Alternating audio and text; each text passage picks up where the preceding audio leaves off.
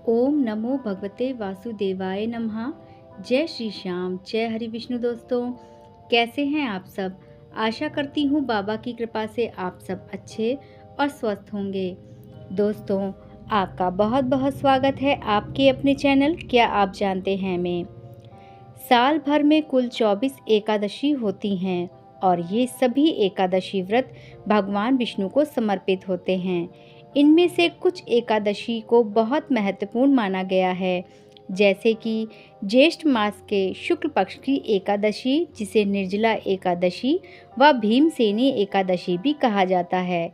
इस एकादशी व्रत में पूरे दिन पानी की एक बूंद भी ग्रहण नहीं की जाती। अगले दिन यानी कि द्वादशी के दिन व्रत का पारण व उपवास खोला जाता है। इस अत्यधिक कठिन व्रत को करने से और भगवान विष्णु की पूजा आराधना करने से भक्तों को दीर्घायु का आशीर्वाद प्राप्त होता है और अंत में मोक्ष की प्राप्ति होती है। महाभारत काल के समय यानी कि द्वापर युग में भीमसेन ने भी निर्जला एकादशी का व्रत रखा था।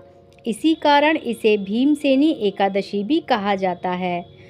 पौराणिक कथाओं के अनुसार धर्मराज युधिष्ठिर, अर्जुन, नकुल और सहदेव साल भर की सभी एकादशियों का व्रत रखते थे, लेकिन भीमसेन ने कोई व्रत नहीं रख पाते थे। कारण था उनके पेट में जलने वाली व्रत अग्नि का, जिस कारण से वह एक समय भी बिना भोजन के नहीं रह पाते थे। भोजन करना उनके लिए बहुत ही ज़्यादा ज़रूरी था। एक दिन भीमसेन ने इस व्रत के बारे में वेद व्यास जी से बात की। उन्होंने उनसे पूछा, हे मुनिवर, मैं तो थोड़ी देर भी भूखा नहीं रह पाता हूँ। ऐसे में एकादशी व्रत रखना मेरे लिए तो संभव ही नहीं है। क्या ऐसा कोई उपाय नहीं है जिससे मुझे भी एकादशी व्रत का पुण्य मिल जाए?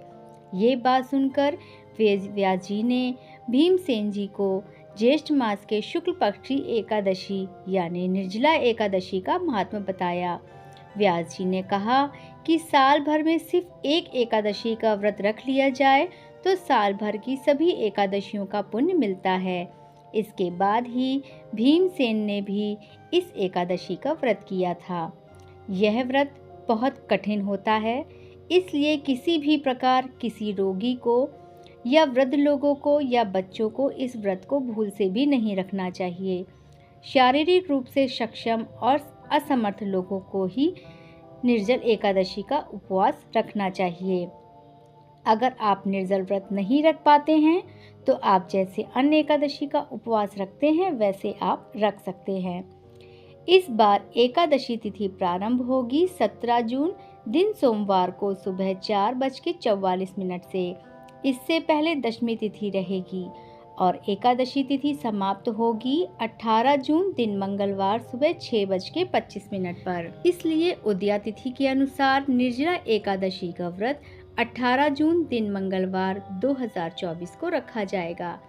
द्वादशी तिथि प्रारंभ होगी 18 जून दिन मंगलवार को सुबह 6:26 से और द्वादशी तिथि समाप्त होगी 19 जून बुधवार सुबह 7:28 पर।